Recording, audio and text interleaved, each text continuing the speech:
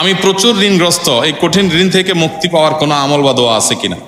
ঋণ থেকে মুক্তি লাভের জন্য অনেকগুলো আমল আছে এবং অনেকগুলো দোয়া আছে। এই দোয়াগুলো আমরা পড়বো ইনশাআল্লাহ। সবচেয়ে বড় আমলটা, আমি বড় আমল বলতে সবচেয়ে গুরুত্বপূর্ণ কাজটার কথা বলতে চাচ্ছি, সেটা হলো ঋণ পরিশোধ করার জন্য সিরিয়াসনেস থাকা। সবচেয়ে গুরুত্বপূর্ণ বিষয় হলো ঋণ পরিশোধের জন্য কি থাকা? সিরিয়াসনেস থাকা। আমি অনেক মানুষকে জানি যারা ঋণ পরিশোধ করতে চান, অনেক ঋণ হয়ে গেছে, ঋণ পরিশোধ করতে চান, আমার কাছে এসে বলছেন, হুজুর এটা দোয়া শিখাই দেন, যেটা পড়লে আল্লাহ তাআলা ঋণ পরিশোধ করাই দিবেন। আমি বলি ঠিক আছে, দোয়া আপনারা শিখাবো, আগে বলেন ঋণ কত টাকা। তো ধরেন বললো যে আমার এত লাখ টাকা ঋণ, আপনার ঋণ পরিশোধ করার কোনো ব্যবস্থা নাই?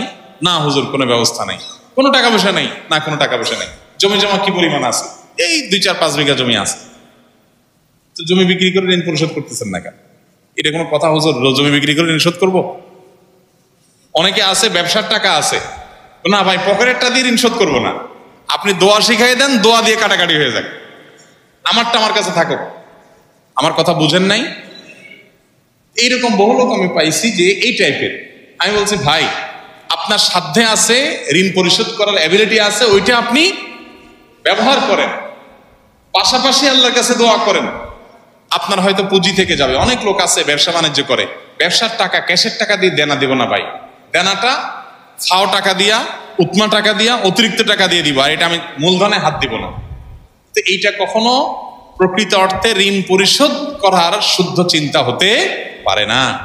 মনে রাখতে হবে, আমি নিজে আমার ঋণ পরিশোধ করাটাকে যদি ফরজ মনে করে দেখি, এটা ফরজ, এই ফরজ যদি মনে হয় আমার এবং যদি বিশ্বাস থাকে এটা, তাহলে আমার যদি ভিটাও বিক্রি করা লাগে, তারপরও আমাকে ভিটা বিক্রি করে হলেও ঋণ পরিশোধ করতে হবে।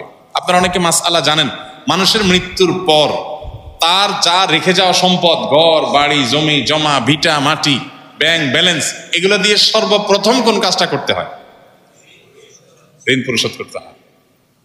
তাহলে শরীয়ত কি গুরুত্ব দিয়েছে? আপনি জীবদ্দশায় করবেন না, আপনার মৃত্যুর পরে শরীয়ত বলছে আপনার সন্তানদের পরে ভাগযোগ, তারা থাকলে পাবে, না থাকলে নাই। আগে কি হবে? আগে ঋণ পরিশোধ হবে, দাফন কাফনের খরচ দেয়া হবে, ওসিয়ত করলে 1/3 পর্যন্ত কার্যকর হবে, টোটাল না।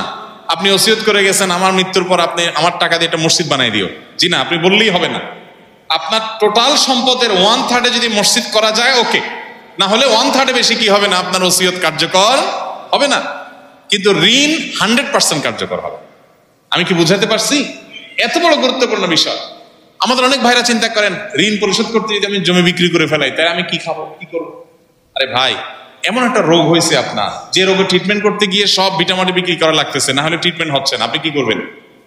আপনি বলবেন না সব বিক্রি করে ট্রিটমেন্ট করলে হবে নাকি, ট্রিটমেন্ট অল্প টল্প কিছু দিয়ে করি, আর এগুলো আমার থাকুক, আমি কবরে নিয়ে যাবো, এটা বলবেন আপনি? আমার আগে জীবন বাঁচক, সম্পদ বহুত হবে ইনশাআল্লাহ। ঠিক একইভাবে ঋণ পরিশোধ করি, আমার ইমান বাঁচক, তারপর সব হবে। আমাদের দেশে কেউ কাউকে ঋণ দিতে চায় না। আপনারা একটা হাদিস অনেকে শুনেছেন, কোন কোন ক্ষেত্রে দান করার চাইতে ঋণে সওয়াব বেশি। বিষয়টা একটু বুঝতে অসুবিধা হয়, দান করার চাইতে সওয়াব বেশি হয় কেমনি? আবার দান তো দিয়েই দিলাম, ঋণ তো দিলাম আবার নেব এই নিয়তে, তাহলে দিয়ে দিলে তার চাইতে আবার ঋণে সওয়াব বেশি কিভাবে হয়? এর অর্থ হলো যে কোন কোন খাতে, ধরেন এক জায়গায় আপনি একটা মসজিদে এখন 2000 টাকা দিলেন, মসজিদে আপনার 2000 না দিলে অসুবিধা হবে না, আরো বহুত লোক দেওয়ার আছে, এই দানের চাইতে আরেকটা লোক 2000 টাকা লোন দিলে অনেক উপকার হবে, ওই লোনটা বেশি সওয়াব। কথা কি বুঝতে পারছি? কয়েক গুণ বেশি সওয়াব হাদিসে আসছে। এই জন্য ঋণ পরিশোধ করার প্রবণতা, ঋণ পরিশোধ না করার প্রবণতা আমাদের সমাজে ব্যাপক আকারে হওয়ার কারণে ঋণ দেওয়ার ইবাদতটা হারায় গেছে সমাজ থেকে।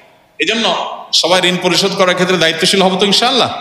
নবী করিম সাল্লাল্লাহু আলাইহি সাল্লাম বলেছেন যে আহসানুকুম আহসানুকুম কাদাআ, বুখারীর হাদিস, তোমাদের মধ্যে সবচেয়ে ভালো মানুষ হলো সে যে ঋণ পরিশোধ করার ক্ষেত্রে ভালো মানুষের পরিচয় দেয়। দোকান থেকে বাকি নিয়েছেন, আপনি পরিশোধ করার ক্ষেত্রে ভালো মানুষের পরিচয় দিলেন, অর্থাৎ যা বললেন কথা জবান রাখলেন। আপনি খান না খান, আপনার থাকুক না থাকুক, আগে পাওনাদারের পাওনা পরিশোধ করলেন। এরকম আন্তরিকতার চেষ্টা থাকবে তো ইনশাআল্লাহ? আপনার এই চেষ্টা আছে, আন্তরিকতা। এরপর এবার আপনি আমাকে বলেন হুজুর দোয়া শিখাই দেন, এবার আমি দোয়া বলবো। কথা কি বুঝতে পারছেন? এতগুলো কথা বললাম এই জন্য যে আপনার টাকা পয়সা সব আপনি রেখে দিয়ে এরপর বলতেছেন হুজুর আপনি দোয়া শিখাই দেন, আপনার দোয়া দিয়ে ঋণ কাটাকাটি হয়ে যাক, আমার টাকা আমার কাছে থাক। এই 2 নম্বরে করা যাবে। আল্লাহুম্মা কফিনি বিহালালিকা আন হারামিক ওয়া আগনিনি বিফদলিকা আম্মান সিওয়াক। আল্লাহ, আমার জন্য যেন হালালি যথেষ্ট হয়, হারাম যেন প্রয়োজন না হয়, আপনি ছাড়া কারো যেন মুখাপেক্ষি হওয়া না লাগে, আপনি আমাকে সে তৌফিক দান করুন। এই দোয়া পড়বেন, আল্লাহুম্মা কফিনি বিহালালিকা আন হারামিক ওয়া আগনিনি বিফদলিকা আম্মান